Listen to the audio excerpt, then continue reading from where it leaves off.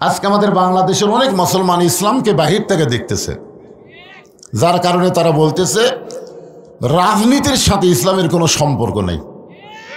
মানে এরা বেড়া থেকে দেখে মস্ত বড় মুফতি হয়ে যাচ্ছে, মুফতি ফতুয়া মারতেছে, ইসলামের সাথে রাজনীতির কোনো সম্পর্ক নেই, রাজনীতির সাথে ইসলামের কোনো সম্পর্ক নেই। আরে বেটা ভিতরে ঢুকে দেখতো আছে না নাই?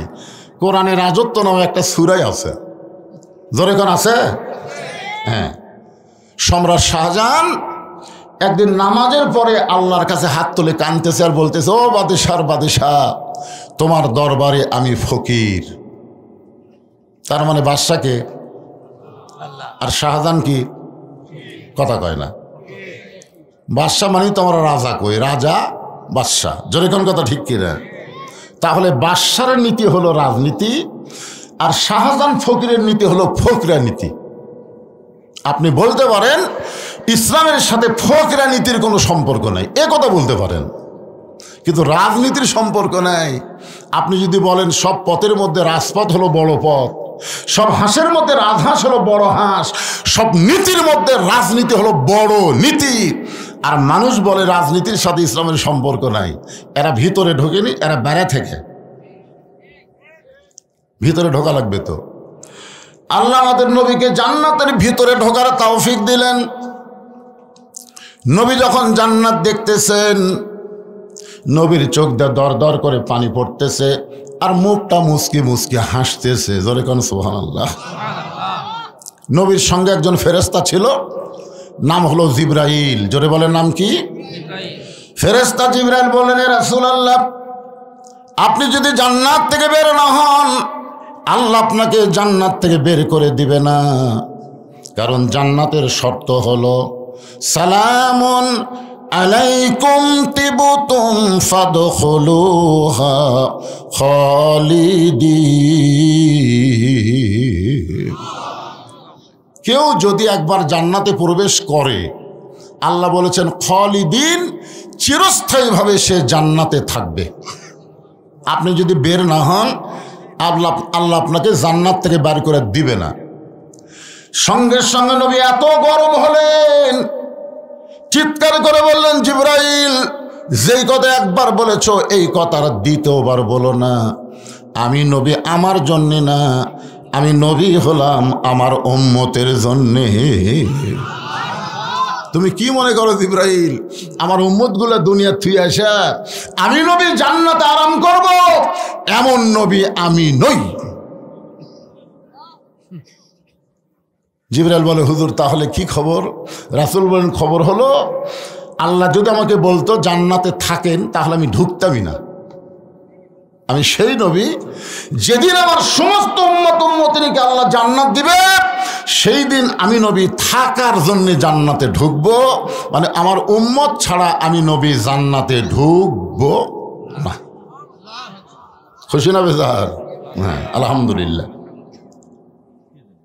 এই নবী শুধু আমাদের নবী না, আমাদের কি এই যে দরুদের মধ্যে আপনার কি বললেন, আল্লাহুম্মা সাল্লি আলা সাইয়্যিদিনা। সাইয়্যিদিনা শব্দের অর্থ কি? কথা কয় না, নেতা বারে, জোরে কন। নবী আমাদের কি? শুধু নবী না, আমাদের বাংলাদেশে কিছু মুসলমান শুধু নবী মনে করে, নেতা হিসাবে অন্য একজন মানুষের পিছনে ঘুরঘুর করে। নবীর প্রতি দরুদ পড়ে, নবীর সালাম করে মসজিদের ভিতরে, কিন্তু নবীর সমাজ গড়ার কাজে অনেকের দ্বন্দ্ব মনে বাজে। মনে করে নবী থাকবে মসজিদে, নবী থাকবে মাদ্রাসায়, নবী কেন বাহিরে থাকবে? এরকম মনে করছিল আবু জেহেল, যে আপনি ঘরের মধ্যে কোরআন তেলাওয়াত করেন, আমরা বাইরে থেকে খালি কোরআন তেলাওয়াত শুনবো, আপনি যা চাবেন বিনিময়ে তাই পাবেন, তাই পাবেন। আপনি যদি বলেন যে একটা সুন্দরী যুবতী বউ চাই, আমরা সাপ্লাই দেব। যদি আপনি বলেন ভালো ভালো খাবার, আপনার ঘরের মধ্যে এসে হাজির হবে। যদি চান মক্কার সবচাইতে ধনী হতে, টাকা পয়সা হাদিয়া দিয়ে আপনার ঘর ভরে দিব।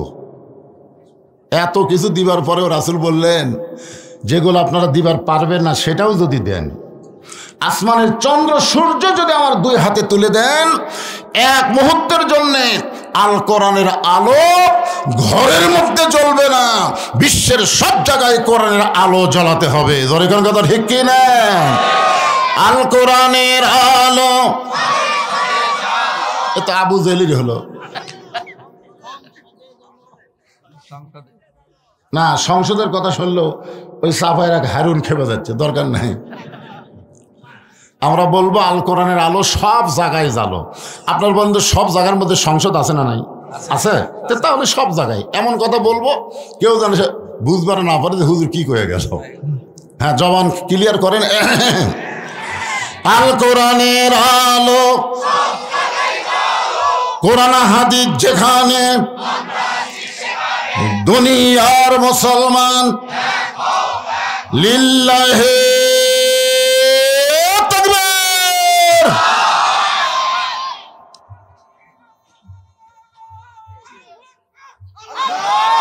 কেরে এত কয়ালিপ টানলো এরা? মাশাআল্লাহ। শোনেন, গত বছর মাগরিবটা ওয়াজ করছিলাম তো, আজকে দেরি হয়ে গেছে।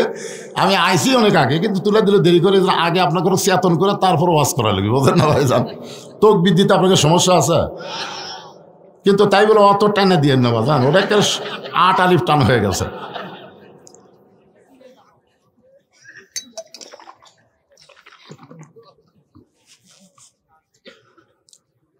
প্রশ্ন 6টা মনে নাই আছে?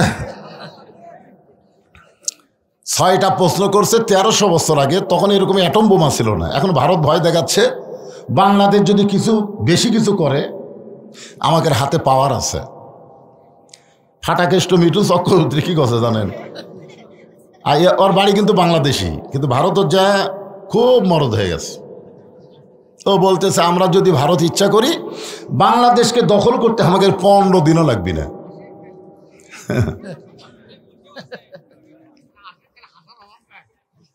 শোনেন, আমরা কি লড়াই করব? ওর কাছে পারমাণবিক বোমা আছে, অস্ত্র আছে, সৈন্য আছে, আমাদের কি আছে?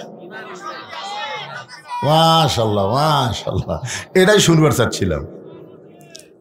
আমাদের জাতির পিতার ঈমান ছিল যত বড়ই নমরুদের চুলা থাক সমস্যা নেই, ঈমানের কাছে নমরুদের আগুন যেমন কিছু না, ভারতের যত অস্ত্র থাক বাংলাদেশের মুসলমানের কাছে কিছুই না। যেরকম ঠিক কিনা? কয়েকদিন আগে কি বলেছিল যে আমরা পেঁয়াজ বন্ধ করে, চিনি বন্ধ করে, আলু বন্ধ করে না খেয়ে মারবো। আল্লাহ কয় তোরকে লাগবে না। বাংলাদেশ যে উর্বর ভূমি, আগে হচ্ছিল মন বিঘাকে 80 মন, এবার হচ্ছে 145 মন।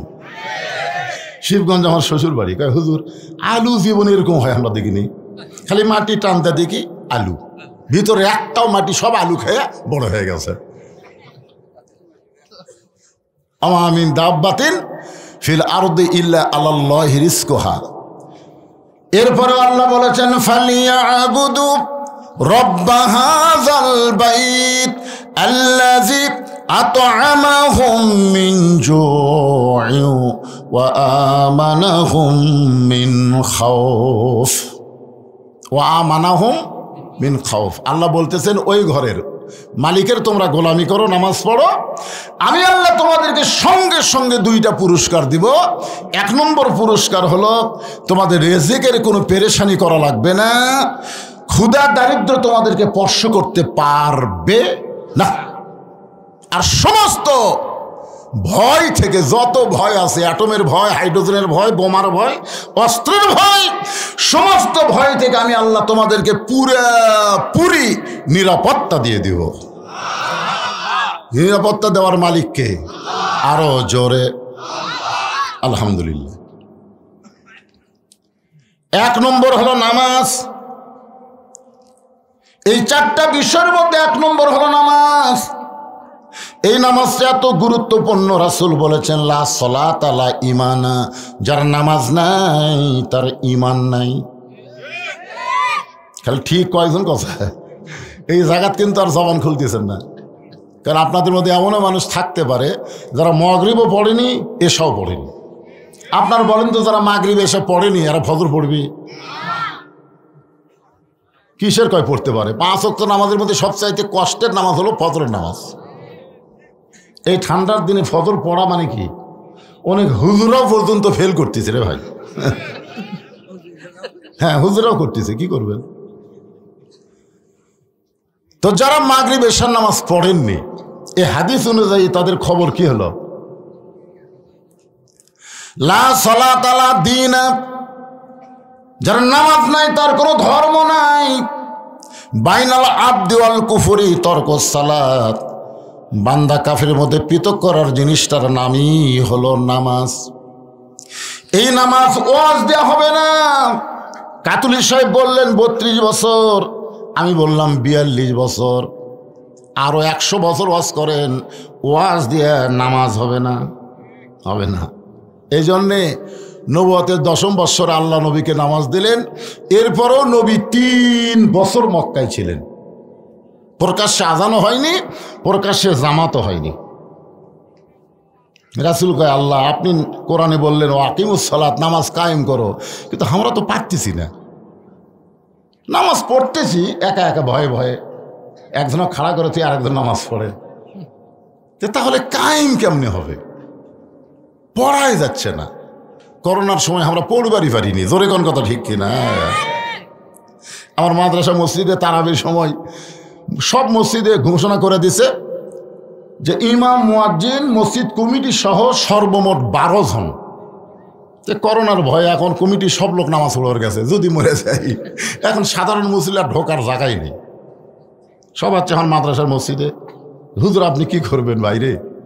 তাহলে 2 জন তোমরা গেটত খাড়ায় থাকো, পুলিশের কোনো গাড়ি দেখলেই খালি একটু ইশারা দিবা। আমরা এক সময় 2 জন একটা গাড়ি দেখে মনে করছে পুলিশের গাড়ি, যে গেছে পুলিশ পুলিশ কতি, কার স্যান্ডেল ঘুড়ি পড়ে আছে ভাই, মারছে দৌড়, নিয়ত করার পরেও নামাজ ছাড়ে দৌড় মারছে। করোনার ভয় কিন্তু না, পুলিশ জরিমানা করবে।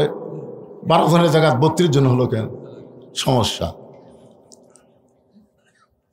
আল্লাহ বলেন, হাবিব মক্কায় আপনাকে আমি নামাজ দিয়েছি, কিন্তু নামাজ কায়েমের পরিবেশ মক্কায় নাই। নামাজ কায়েমের পরিবেশ করতে গেলে আপনাকে যেতে হবে মদিনা।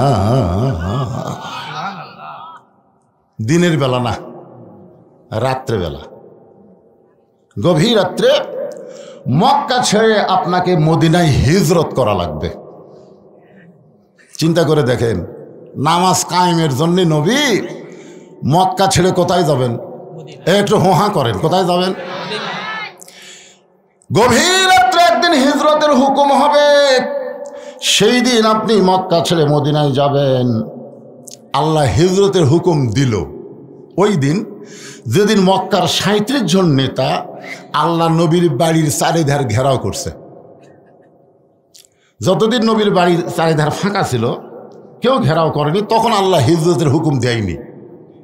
যেদিন দিছে সেদিন নবী জানলা দিয়ে দেখতেছে, দাও লিয়া, চাইনিজ কুড়াল লিয়া, ফালা লিয়া, লাঠি লিয়া নবীর বাড়ির চারিধার ঘেরাও করছে। আল্লাহ বলতেছে এখন হিজরত করেন। নবী কয় কে রে? এরকম কঠিন অবস্থা আল্লাহ হিজরত করতে বলার পিছনে আল্লাহর কারণ কি? যেদিন কেউ ছিল না সেদিন আল্লাহ হিজরতের হুকুম দিল না, আর আজকে এইভাবে বাড়ি ঘেরাও করছে, আর এখন বলতেছে হিজরত করেন। আল্লাহ নবী ডাক দিলেন, আলী, লব্বাইক ইয়া রাসূলুল্লাহ। নবী বলেন, আলী আমার বিছনায় তোমাকে ঘুম পাড়তে হবে, ওড়ে তামানে চাদর দিয়ে। আলী বলতেছেন, হুজুর কেন? বলে, দেখো চারিধার আমাকে ঘেরাও করছে মারার জন্যে, তুমি আমার বিছনাতে এমনভাবে থাকবে ওরা যেন মনে করে আমি ঘুমে আছি, এই মনে করে তোমাকে বসাবি। মনে করবে নবী ঘুম পাড়তেছে, ঘরের থেকে বাড়ায় না করে জানলা দে মার, এই মনে করে তোমাকে বর্ষা মারবে আর আমি চলে যাব। আলী কয়, হুজুর আপনি কোথায় যাবেন? বলো, অত শোনার দরকার নাই, বিছানাত ঘুম পাড়বো কিনা সেটা কর, কিন্তু আমাকে মনে করে কিন্তু মারবি। এইরকম কথা বললে কেউ বিছনাত শুধবে? হযরত আলী বললেন, ইয়া রাসূলুল্লাহ আমার আপত্তি নাই।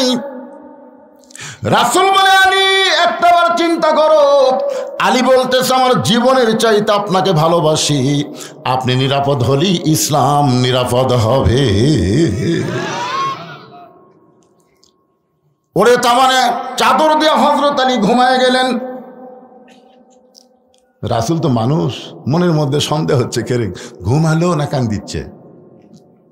চাদরের মুড়ি তুলে দেখে, ওরে বাবা,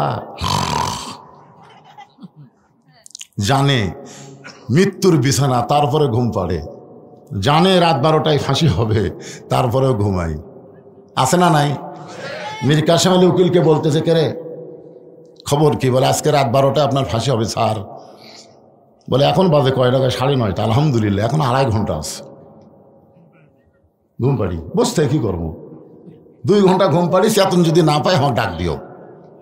উকিল কই মানুষ না পাগলা রে, চেতন পাবি না মানে? উকিল মন খারাপ করে চলে গেছে। 2 ঘন্টা পরে এসে দেখে ফাঁসির কন্ডম ছেলে নাক ডেকে ঘুম পাড়তিছে। উকিল চিন্তা করে 8 ঘন্টা পর ফাঁসি হবে, এই মানুষটা এরপরও কেমনে ঘুমায়? পায়ের বুড়া আঙ্গুলে যখন একটু নড়াইছে, ঘুম থেকে চেতন পায়। বলে উকিল ভাই, ফাঁসির কি সময় হয়েছে? বলে এখনো 8 ঘন্টা বাকি আছে।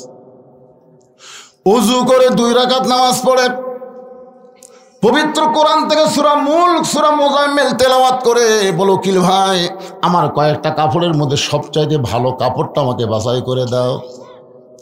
উকিল ভালো পাঞ্জাবিটা বাছাই করে দিলে, ওইটা যখন গায়ে দিয়ে বলে ভাইজান তোমার কাছে কি চিরুনি আছে? বলে হ্যাঁ। চিরুনির যখন চুল হাসড়ায় বলে দেখো তো আমার কেমন লাগতেছে। উকিল কান্দার বলে স্যার আপনার ফাঁসি হবে, আপনি কি শ্বশুর বাড়ি যাবেন? এমন করে কেন শাস্তেছেন? আল্লাহর ওলি চোখে পানি নিয়ে মুচকে হাসিতে বলতেছে, ঘুমের মধ্যে আল্লাহ পাক আমাকে জানাইছে অন্যায়ভাবে যাদের ফাঁসি দেওয়া হবে তারা মরবে না, তাদেরকে আল্লাহর জান্নাত দিয়ে বরণ করা হবে। ولا تقولوا لمن يقتل في سبيل الله أموات بل أحياء ولكن لا تشعرون।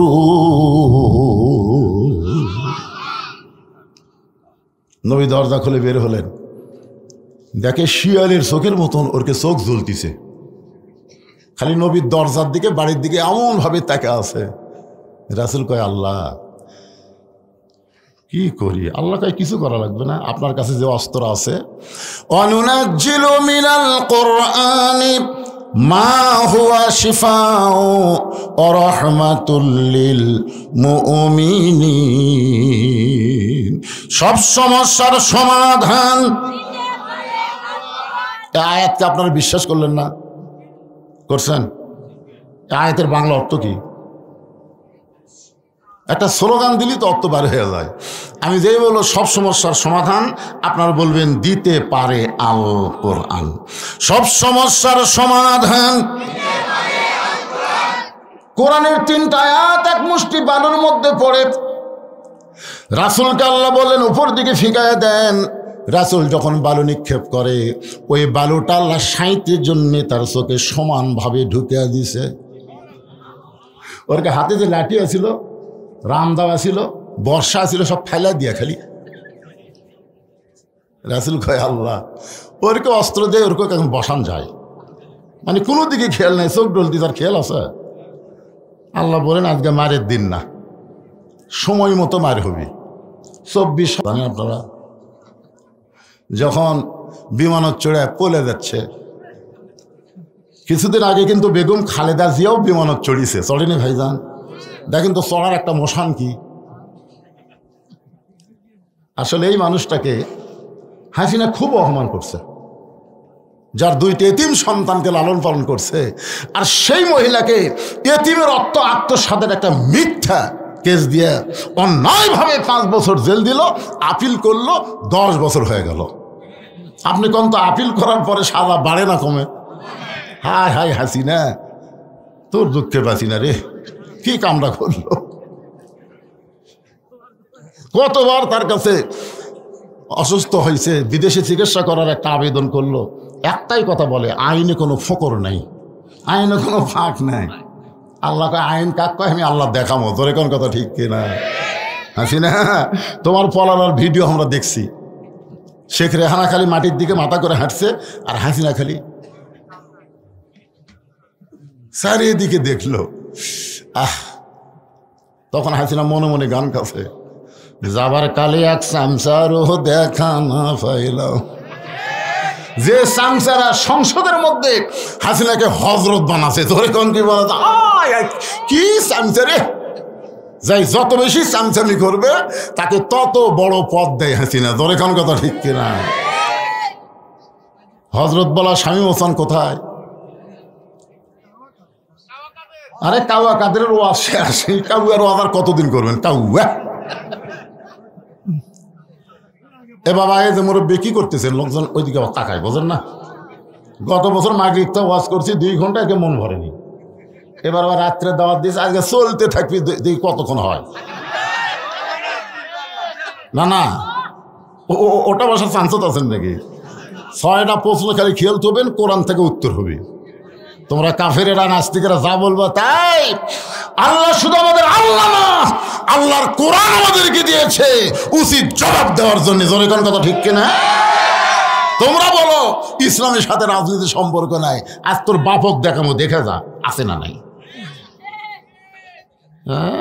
এই যে মিডিয়ার মাধ্যমে গোটা পৃথিবী সয়লাভ হয়ে যাচ্ছে, মনে করতেছেন আমরাই কয়জন। এইগুলোর মাধ্যমে আমেরিকার যারা আছে ওরাও দেখতেছে, ব্রিটেন ফ্রান্সে যারা বাংলাদেশে আছে ওরাও দেখতেছে। জোরে কোন ঠিক কিনা?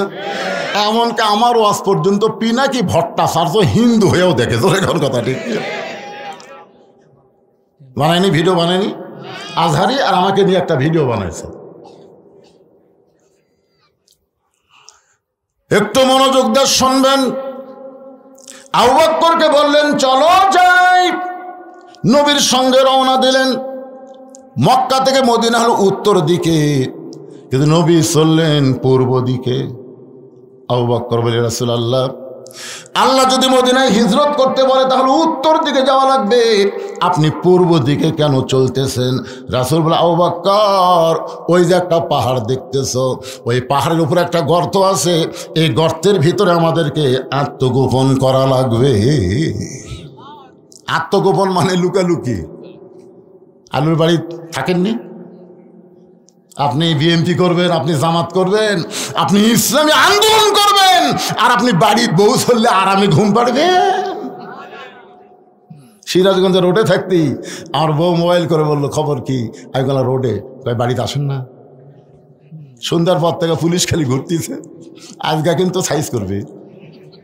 আমি শ্বশুরকে বললাম, আব্বা যান? না বাবা, আমার একটু আসা চলবে না। আমি চিন্তা করলাম কাক কল দিন, আর বন্ধু বান্ধব 3-4 জনকে দিলাম, কয়ে ভাই আপনি দাগি ভাই, আপনাকে জাগাতে পারবি না। তখন বললাম গাড়ি 1 কিলো ফাঁকে থুয়ে আলুর বাগুড়ির মধ্যে কম্বল পাড়া কি লুকালুকি রাসূলের সুন্নাত। জোরে কোন সুবহানাল্লাহ। আরে এই সুন্নাত যারা পালন করেননি এরা পালন করেন। আপনি এমন একটা দল করেন শয়তান যেন আপনাকে খোঁজে। জোরে কোন কথা ঠিক না? কেউ যদি বলে আমার কোনো টেনশন নাই, আমি দিনে খাই রাতে ঘুমাই, তুই শয়তানের দল করিস, তোর টেনশন হবে কোত্থেকে? মাটি থেকে 5600 ফুট উপরে, 5600 ফুট উপরে একটা গর্তের মধ্যে নবী আবু বকরকে নিয়ে, নবী দুর্বল হওয়ার কারণে আবু বকরের উরাতকে বালিশ বানায় ঘুমায় গেলেন, কিন্তু আবু বকর ঘুমায় না। কিছুক্ষণ পরে থেকে গাড়ি সুরের গরমে নবীর কপাল ঘেমে মুক্তার দানার মতন ঘাম বের হয়ে গেছে। আবু বকরের বড় লোভ হলো ওই ঘামটা যদি হাতের মধ্যে নিয়ে আমার চেহারার মধ্যে মালিশ করতে পারতাম, অন্তত বলতে পারতাম আল্লাহ আমাকে আযাব দেওয়ার আগে নবীর ঘামের কথা একটাবার চিন্তা করে। নবীর কপালের ঘাম নিয়ে যেই মাত্র চেহারার মধ্যে মালিশ করেছেন, চাঁদ সূর্য গ্রহ তারা তারি নূরের ইশারা, নইলে যে অন্ধকারে ডুবিত এই তরণী। সবাই বলেন নবী মোর পরশমণি, নবী মোর সোনার খনি, নবী নাম ভাবে যেজন সেই তো দোজা হানের ধ্বনি। গর্তের মধ্যে লক্ষ্য করে দেখে বাম সাইডে একটু উপরে একটা ছিদ্র দেখতে পাই। আবু বকরের মনের মধ্যে বড় ভয় হলো, এই ছিদ্র দিয়ে যদি কিছু বের হয়ে আমার নবীকে কামড় দেয়। গর্তের মধ্যে মানুষ হলো 2 জন, জোরে কোন কয়জন? কিন্তু কিছু বের হয়ে শুধু নবীরে কামড়াবে। নবীর প্রেমে আবু বকর এমন ভাবে হাবুডুবু খাওয়া শুরু করেছে, আবু বকরের অস্তিত্ব ভুলে গিয়া 2 চোখ দিয়ে শুধু নবীর দিকে তাকায় আছে। শিশুকালে মইরা গেছে মা, গর্ভে থাকতে মরছে পিতা, নবী চোখে দেখলেন না। কে করিবে লালন পালন, কে দিবে সান্ত্বনা, এই দুনিয়ার বড় এতিম নবী ছিলেন একজনা। বাম পাখানা যখন ছিদ্রের মুখে লাগাই দিস, এমন সময় লিয়াবলুয়াকুম আইয়ুকুম আহসানু আমালা, জোরে কোন সুবহানাল্লাহ। পরীক্ষা হবে, সুন্দর আমলের পরীক্ষা হবে। আগামী ভোটে সুন্দর আমলের পরীক্ষা হবে। আমার ভোট আমি দিব, যাকে খুশি তাকে দিব, এই স্লোগান বাদ দিয়ে বলতে হবে আমার ভোট আমি দিব, দেখে শুনে বুঝিয়ে দিব। জোরে কোন কথা ঠিক কিনা? কোন চোর, কোন দুর্নীতিবাজ, কোন বাটপারকে আমার ভোট দিয়ে আমি সংসদে পাঠাবো না। জোরে বলেন কথা ঠিক কিনা? আপনাকে আল্লাহ বিবেক দেয়নি?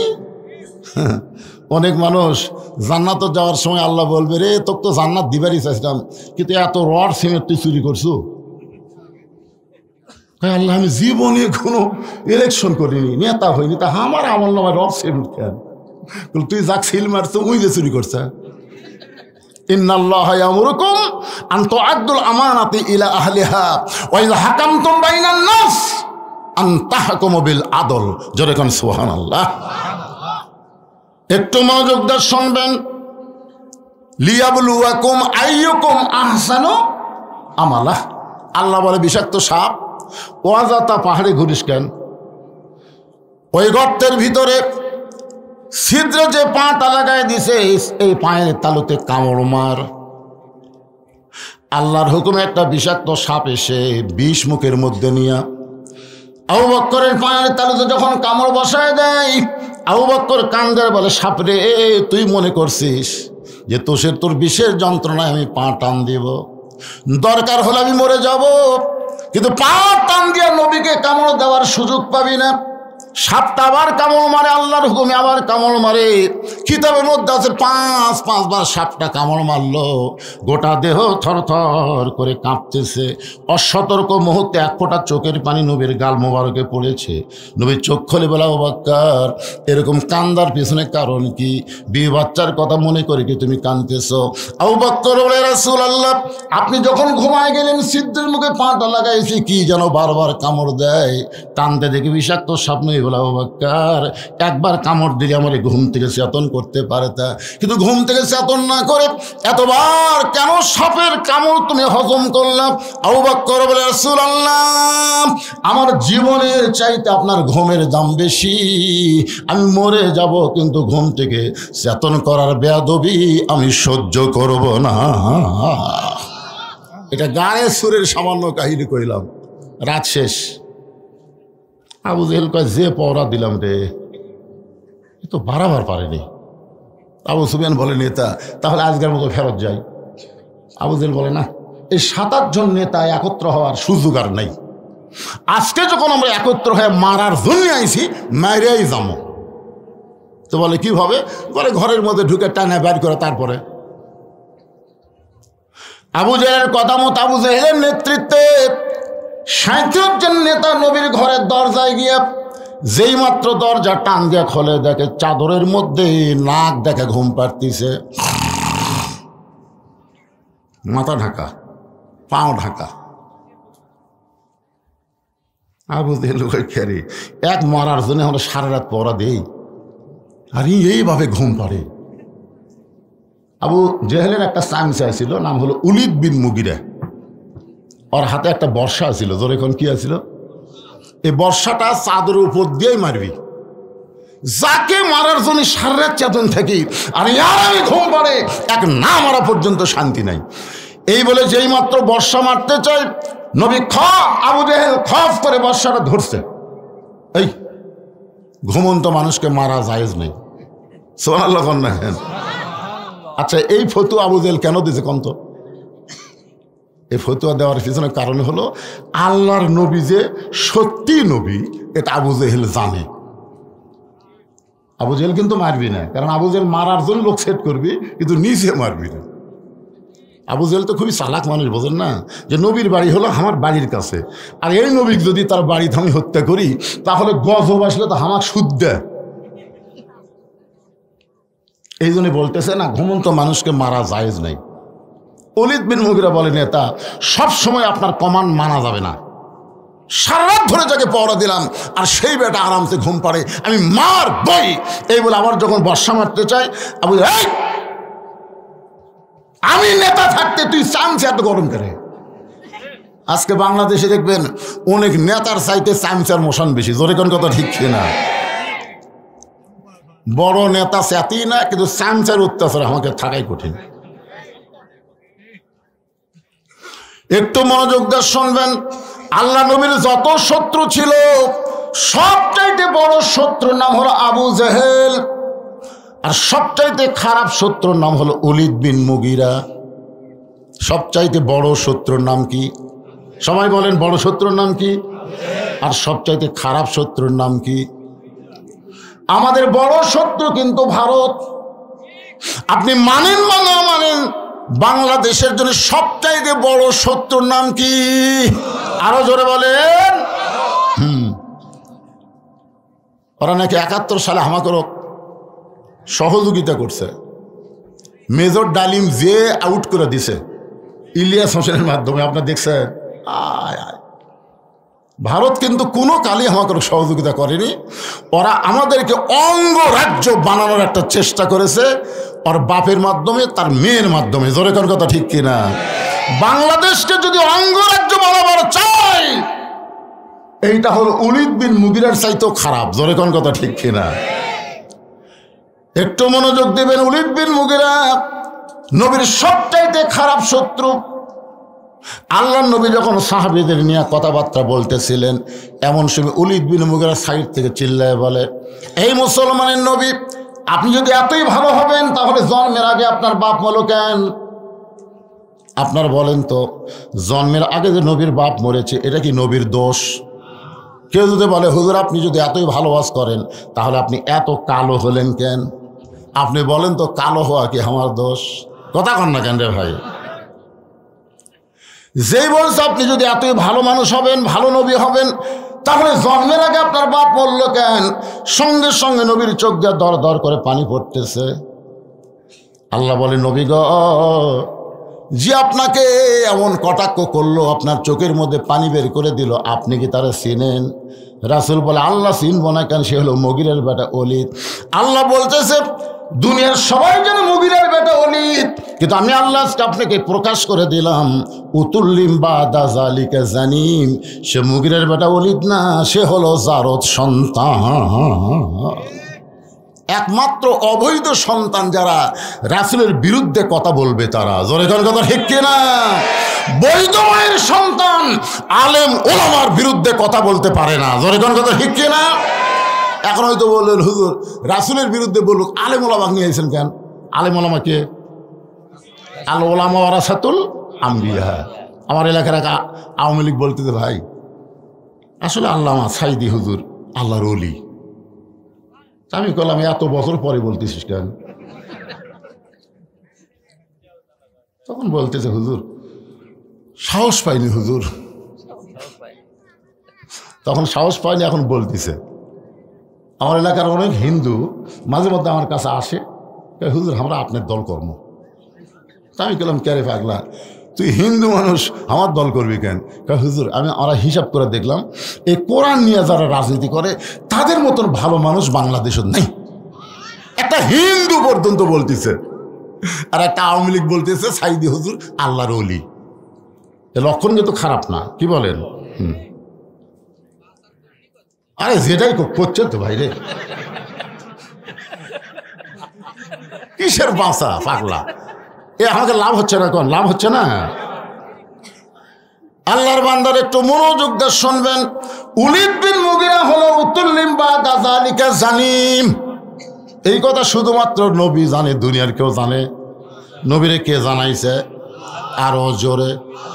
কয়েকদিন পরে নবী সাহাবীদের নিয়ে যখন গল্প করবে, ঠিক ওই সময় উলিদ বিন মুগিরা এসে দাঁড়াইছে। নবী জানে আজকেও তো এর কামই হচ্ছে নবীর বিরুদ্ধে বলা। নবীর বিরুদ্ধে কিছু বলার আগে নবী বললেন উতুল্লিম বাদা যালিকা জানিম। উলিদ বিন মুগিরা মারছে দৌড়, এক দৌড়ে গেল মায়ের কাছে। জোরে বলেন কার কাছে? সন্তান কেমন এটা কেউ না জানলেও কিন্তু তার মা জানে। যে সন্তান কোরআনের মাহফিলে বসে কিছুক্ষণ বসার পরে লাফদা ওঠে, আবার বাহিরে গিয়া ঘরে, আবার কিছুক্ষণ বসে আবার ওঠে আবার ঘরে। আবার দেখবেন কিছু সন্তান বসেই না, ওরা মাহফিলের বাইরে ঘুরঘুর করে। জোরে কোন কথা ঠিক কিনা? এই সন্তান কেন এমন হলো? যদি জানবার চান তার মায়ের কাছে যান, জোর করে ধরলে অবশ্যই বলবে এই সন্তান যখন পেটে ছিল আমি পেটত নিয়ে গোটা পাড়া ঘুরঘুর করছি, পেটের মধ্যেই ওর ঘূর্ণি ব্যারাম হচ্ছে, বাইরে আইসা কোনো জায়গায় ঠিক মতো থাকবার পারে না।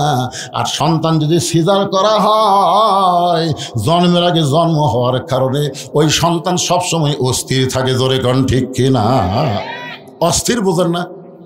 2 দিন আগে জন্ম হচ্ছে, ঘুমের মধ্যে বাইর করে কাকের বাঁচা না মরারে, তখন পাও ধরে এরকম একটা ঘুরান দেয়, ওর মাথার ঝাঁকি লাগায় করে কান্দে ওঠে। ওই যে মাথার ঝাঁকি খাসে ভাই, ওই ঝাঁকিতে ওই মোবাইল ছাড়া ভাত খায় না, ওই মোবাইল ছাড়া কান্না থামে না। জোরে কোন কথা ঠিক কিনা? সন্তান ভালো না মন্দ এটা জানি কে? আরো জোরে। আমার মায়েরা কিন্তু বলেছে গত বছর হুজুর আমাকে কোনো ওয়াজ করে নাই, ফাঁকি দিয়ে চলে গেছে, কিন্তু আজকে হুজুর ফাঁকি দিলে চলবে না। আমার মায়েদের জন্য কিছু ওয়াজ কোরআনে আসে না নাই? জোরে কোন আসে না নাই? কি হয়েছে বাবা? 1300 বছর আগে কয়টা প্রশ্ন? আপনারা হয়তো মনে করবেন হুজুর এই প্রশ্নের উত্তর নিজেই জানে না, কি এক ওয়াজ করলো, খালি ধরে থুলো কইল না। তো এই প্রশ্নের উত্তর আগে আমার মা বোনদের কিছু ওয়াজও করা লাগবে। যেরকম ঠিক কিনা? কারণ আমার মা যদি ভালো হয়, বউ যদি ভালো হয়, আগামীতে যে সন্তানগুলো দুনিয়াতে আসবে এই সন্তানগুলো জন্মের সাথে সাথেই ইসলামী আন্দোলনের কর্মী হবে। যেরকম কথা ঠিক কিনা? ভালো সন্তান কোনোদিন আগডম বাগডম ঘোড়াডম সাজা এই শিক্ষা হাতত নিবে না।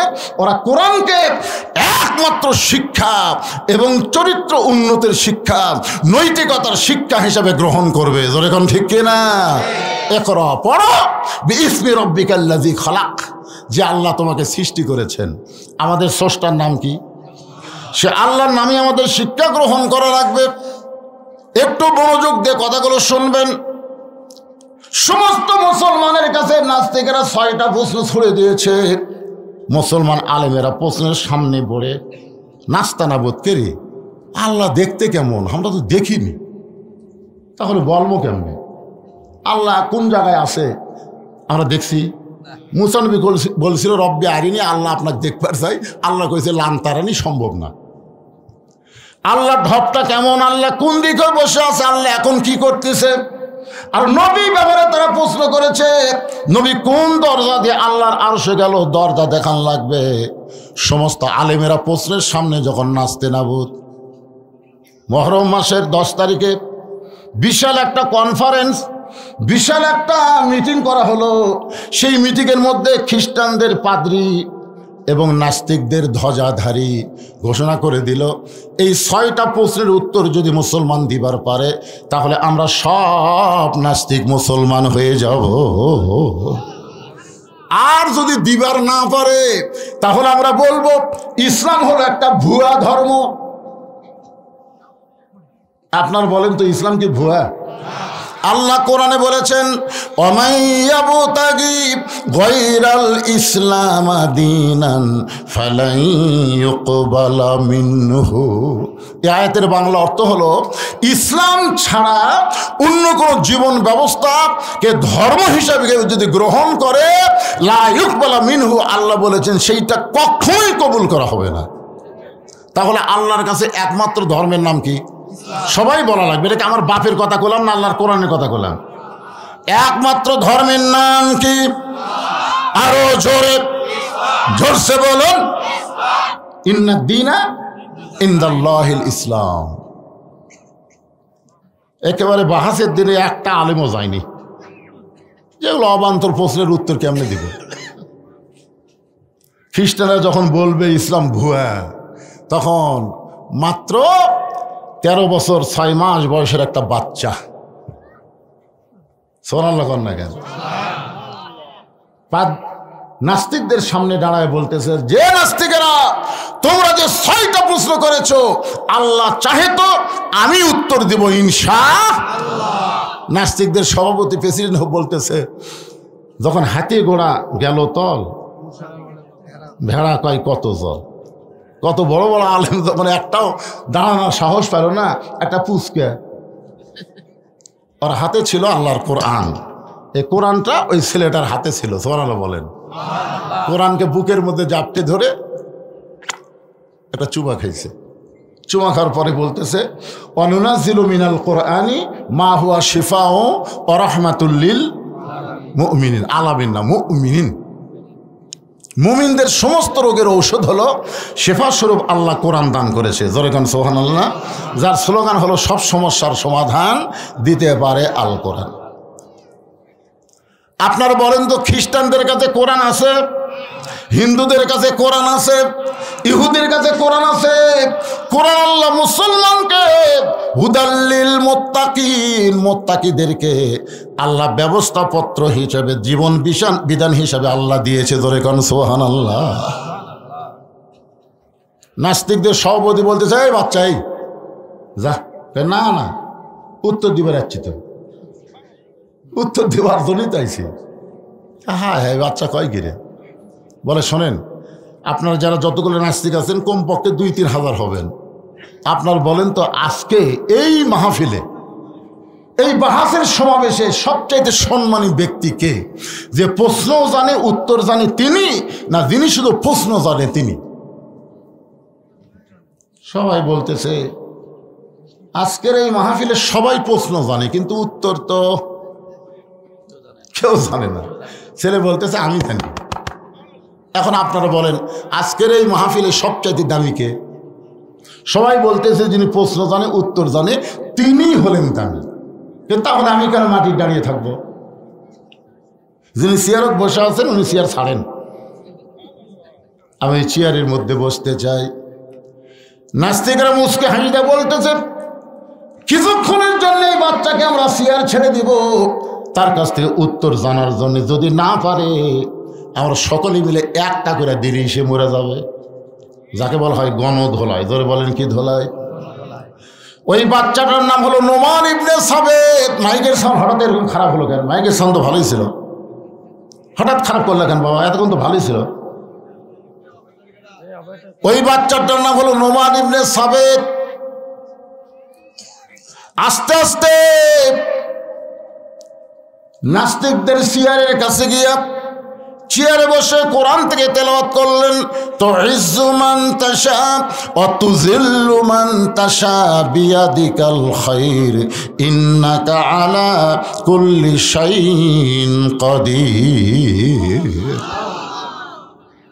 রে নাস্তিকেরা, তোমরা আল্লাহ ব্যাপারে একটা প্রশ্ন করেছিল, মুসলমানের আল্লাহ এখন কি করে বলো তো? আল্লাহ ব্যাপারে 5টা প্রশ্নের মধ্যে আর নবী ব্যাপারে একটা প্রশ্ন। আল্লাহ ব্যাপারে কয়টা? তার মধ্যে একটা প্রশ্ন হলো মুসলমানের আল্লাহ এখন কি করে। আমার আল্লাহ তাআলা যে সন্তানকে কেউ চিনত না সেই সন্তানকে চেয়ারে বসাই দিল, আর চেয়ারের মানুষটা আল্লাহ কুদরতি হাত দিয়া ঘাড় ধরে নামায় দিল। এই মুহূর্তে আল্লাহ তাআলা হাসিনাকে তাড়ায়া ইউনুস রে বসায়া দিল। আপনার বলেন তো, আল্লাহ পারে কি পারে না? একজন আমারে কয়, হুজুর আসলে ইউনুস বসার কারণে আমার একটা গজল বারবার মনে হয়। এগুলো কি গজল ভাই? আমরা যখন শুনলাম ডোনাল্ড ট্রাম্প আমেরিকার প্রেসিডেন্ট হলো, তখন কিছু গুজব লিক বলা শুরু করলো, এইবার ইউনুস পলাবি কোন দিক দিয়ে? কিন্তু আমার একটা গজল খালি আমার ইমান বেড়ে দেয়। কি গজল? বলে নবী ইউনুস নবীরে খাইল মাছেতে গিলিয়া, ফেরেশতা পাঠাইলেন আল্লাহ ইসমে আজম দিয়ে। একটা মাছ পর্যন্ত ইউনুসকে হজম করতে পারে নাই। ইউনুস নবীর নাম হওয়ার কারণে ডক্টর ইউনুসকেও ভারত হজম করতে পারবে না, আমেরিকা হজম করতে পারবে না, উগলা বের করে দেওয়া লাগবে। জোরে কোন কথা ঠিক কিনা? ইউনুস নবীরে খাইল মাছেতে গিলিয়া, ফেরেশতা পাঠাইলেন আল্লাহ ইসমে আদম দিয়া।